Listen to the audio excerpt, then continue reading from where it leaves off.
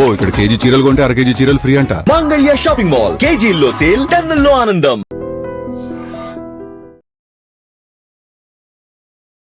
Hi, hello, నమస్తే, welcome back to iDream media. ఈరోజు మనతో ఉన్నారు పి మోహన్ కుమార్ గాంధీ గారు, మోటివేషనల్ స్పీకర్, అలాగే ట్రైనర్ అండ్ యాంకర్ కూడా. ఇక 1,00,000 కిలోల బియ్యం దానం అనే ఒక ప్రోగ్రామ్, ఒక సంకల్పంతో ముందుకెళ్తున్నారు. సార్తో మాట్లాడదాం ఈరోజు. నమస్కారం సార్. నమస్తే సార్. ఎన్నో విషయాల్లో మీరు ఎంతో ఎక్స్పీరియన్స్ కలిగి ఉన్నారు.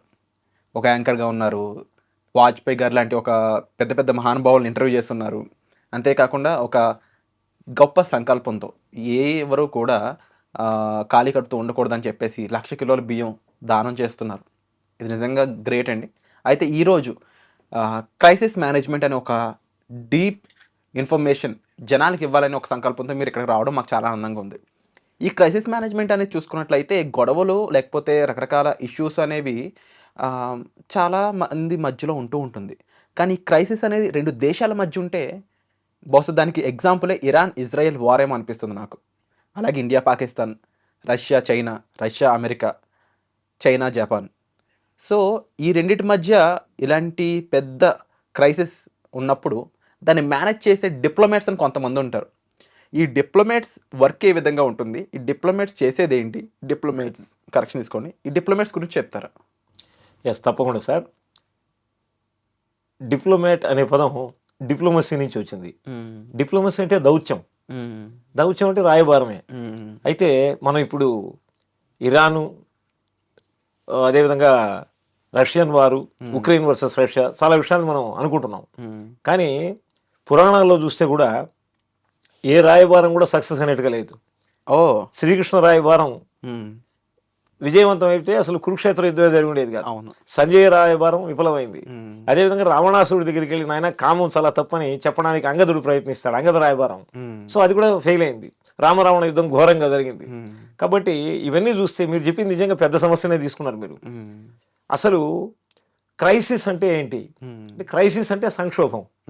సంక్షోభం ఎందుకు వస్తుంది అంటే 3 items are there. Number 1 issue అన్నాడు, అంటే చిన్న సంఘటన జరిగింది. ఆ సంఘటన లెవెల్లోనే దాన్ని ఆర్పేయకుండా ఉంటే ఆ ఇష్యూ అనేది it will become a problem, సమస్య అవుతుంది. సమస్యను కూడా పట్టించుకోకుండా వదిలేస్తే that will lead to crisis, సంక్షోభం అన్నాడు. అంటే సంఘటన ప్రాబ్లం సమస్య, సంఘటన సమస్య సంక్షోభం అవుతుంది. ఇది ఎందుకు వస్తుంది అంటే అనేక కారణాలు. చారిత్రకంగా నా నేషన్ టాప్ అని భావించడం ఒకటి, నాకు వార్ పవర్ ఉంది కాబట్టి warheads are there with me so nobody can touch me అనే ఫీలింగ్ ఒకటి, డామినేటింగ్ మెంటాలిటీ ఒకటి. అసలు వీటన్నిటికీ ఏంటి బ్యాక్గ్రౌండ్ అంటే డీప్గా పోతే సైకలాజికల్గా 2 things. Number 1 ego, number 2 insecurity, అంటే అభద్రతా భావం. నేను నిన్ను ఎందుకు కొడతాను అంటే నాకంటే నువ్వు బలహీనుడు అని అయితే నేను అహంకారంతో కొడతాను, లేదా రేపు నువ్వు నన్నేమన్నా చేస్తావు నీ భయంతో కొడతాను. ఒకసారి యునైటెడ్ నేషన్స్ ప్రెసిడెంట్ కర్ట్ వాల్డీమ్ ఆయన అన్నాడు, ప్రపంచంలో శాంతి పరిమళిస్తోంది, పీపుల్ పీస్ అని ఒక మీటింగ్లో ఆయన మాట్లాడుతూ అన్నాడు. నిజంగా పీస్ ఉందా, శాంతి ఉందా అంటే నీ దగ్గర 4 న్యూక్లియర్ బాంబ్స్ ఉన్నాయి, నా దగ్గర 4 ఉన్నాయి, అందుకని నువ్వు నా మీద బాంబు పెట్టాలి, నేను నీ మీద వేయటలే. అంటే ఒక భయం వల్ల మనం శాంతిని నటిస్తున్నాం కానీ యాక్చువల్గా శాంతి అనేది లేదు. స్వామి వివేకానంద అంటాడు, అక్కడ ఒక జడ్జి గారు ఉన్నారు, ఇక్కడ ఎస్పీ గారు ఉన్నారు, ఇక్కడ ఎస్ఐ గారు ఉన్నారు, పోలీస్ స్టేషన్ ఉంది అని నేను అరాచకం చేయకుండా ఉండకూడదు.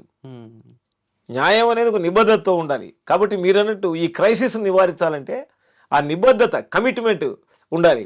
నెక్స్ట్ ఈ కమిట్మెంట్ నీకు రావాలంటే great love, great understanding, great maturity ఉండాలి. అట్లా ఉన్న వాళ్ళే నాయకులు, వాళ్ళే యుద్ధాలను ఆపగలరు. Whether it is American President Donald Trump or anybody for that matter, whoever tries to establish peace and to stop the war, if they try, definitely they are the leader. Because leadership is not a position but action. నాయకత్వం అంటే పదవి కాదు, పరిశ్రమ. కాబట్టి ఈ సంక్షోభాన్ని నివారించాలి అనే ఉద్దేశం ఎవరికి ఉండాలి? మీరు అన్నటువంటి డిప్లొమాట్కి ఉండాలి, డిప్లొమసీ లెవెల్లో. కానీ రాయబారికి పరిమితమైన అధికారాలే ఉంటాయి. Diplomat won't decide, but he will pave the way for the peace.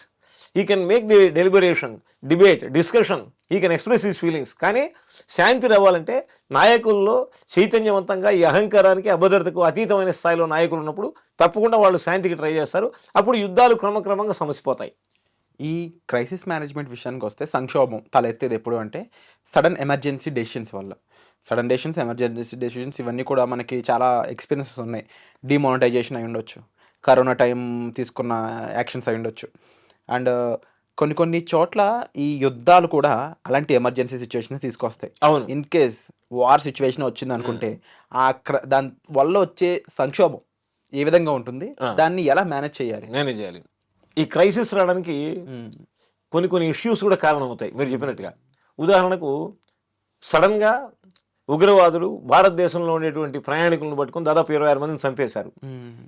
మరి నదీ నదాలతో, శిలలు గిరులతో, సస్యశ్యామలమైన గ్రామ సీమలతో కూడినటువంటి మొత్తం యావత్ భారతదేశం భగ్గనింది. అదే కాదు, ప్రపంచం మొత్తం కూడా ఆ ఉగ్రవాదులకు వ్యతిరేకంగా భారత్కు సపోర్ట్గా ఉంటానని ప్రకటించారు. మనం చూసాం. అవును. అటువంటి సంఘటనలు కూడా జరుగుతాయి. అయితే ఈ క్రైసిస్ మేనేజ్మెంట్ చేసేటువంటి వాళ్ళు ఎలా ఉండాలి అని అడిగారు మీరు. హ్మ్. క్రైసిస్ మేనేజ్మెంట్ చేసేప్పుడు ఏం జరుగుతుంది అని అడిగారు. దానివల్ల ఒకటి ప్రాణ నష్టం, రిసోర్సెస్ వేస్ట్ అయిపోతాయి, ఎకనామిక్ ఇంబ్యాలెన్స్ ఏర్పడుతుంది. ఒక కంట్రీ స్ట్రాంగ్ ఎకనామిక్ బేస్ ఉన్నా కూడా దాన్ని వార్ దెబ్బతీయగలదు. ఉదాహరణకు అమెరికా యొక్క బడ్జెట్లో ఎక్కువ శాతం డిఫెన్స్కి పెట్టింది అనుకోండి, American economy supremacy will be getting లో. ఇండియా కూడా ఒక విద్య, వైద్యం, పర్యావరణం, స్త్రీ శిశు సమస్యలు, అంతర్జాతీయ అవగాహన, వ్యక్తిత్వ వికాసం, మౌలిక సదుపాయాల కల్పన, గ్రామీణాభివృద్ధి, పట్టణాభివృద్ధి, వీటి మీద పెట్టాల్సిన డబ్బులు రక్షణ రంగం మీద పెట్టేసింది అనుకోండి, అప్పుడు economic imbalance of the state అంటే రాజ్యం జరుగుతుంది. తద్వారా ఏం జరుగుతుందంటే క్రమంగా ఆ దేశం యొక్క ఆర్థిక స్థితిగతులు దెబ్బతింటాయి, ప్రజల్లో అభద్రతా భావం పెరుగుతుంది. ఈ దేశం అంటే డేంజరస్ కంట్రీ అని పెట్టుబడులు పెట్టడానికి వచ్చేవాళ్ళు కూడా రారు. ఉదాహరణకు చంద్రబాబు నాయుడు గారు ఆంధ్రప్రదేశ్లో పెట్టుబడులు పెట్టండి అంటారు. సడన్గా రేవంత్ రెడ్డి గారు ఇక్కడి నుంచి అమెరికాకి వెళ్ళి అక్కడ ఒక 10-15 సిటీల్లో తిరిగి మాకు పెట్టుబడులు పెట్టండి సార్, మీకు భూతల స్వర్గం తెలంగాణ రేపు రాబోతుంది, అనేక రంగాల్లో అగ్రగామిగా తీర్చిదిద్దుతున్నాం అంటాడు. ఇటువంటి అవకాశం ఉండదు యుద్ధం ఉంటే. కాబట్టి ఇవన్నీ కూడా ఒక దేశం యొక్క ప్రాదేశిక సమగ్రతను, సార్వభౌమత్వాన్ని, అభివృద్ధిని, సంక్షేమాన్ని, ప్రగతిని అడ్డుకుంటుంది యుద్ధం. అందుకే యుద్ధాన్ని నివారించి శాంతిని సంస్థాపించాలని ఎవరైతే కోరుకుంటారో హీఈస్ ది సుప్రీం లీడర్. అతను స్టేట్స్ మ్యాన్ అంటే రాజనీతిజ్ఞుడు. రాజకీయ నాయకుడు వేరు, రాజనీతిజ్ఞుడు వేరు.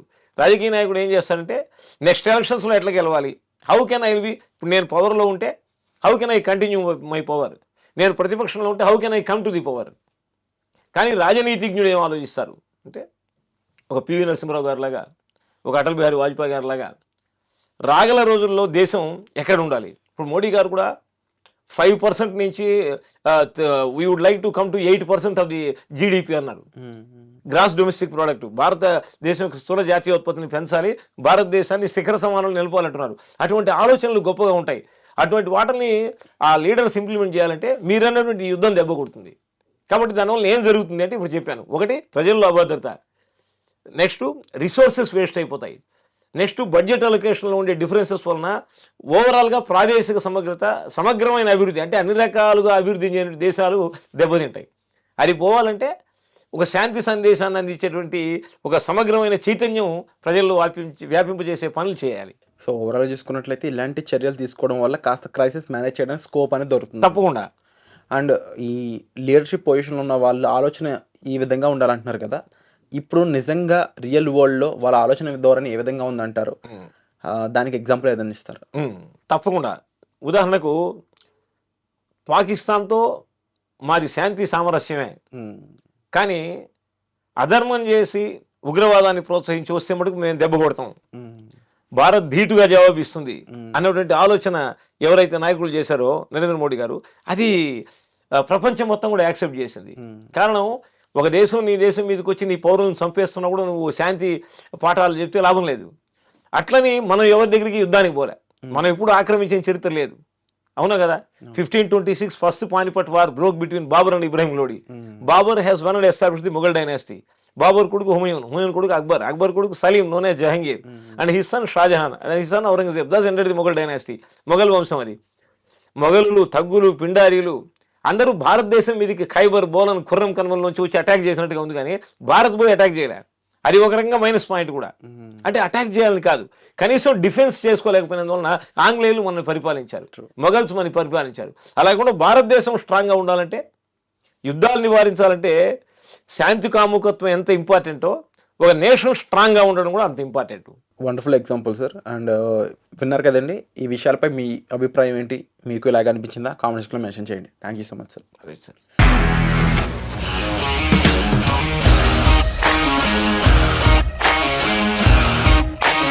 ఇండస్ట్రీలో కమిట్మెంట్ ఇష్యూస్ వస్తే నీకు కూడా వచ్చినట్టు మార్నింగ్ తీసుకెళ్ళానంటే కొట్టి పడేస్తారు.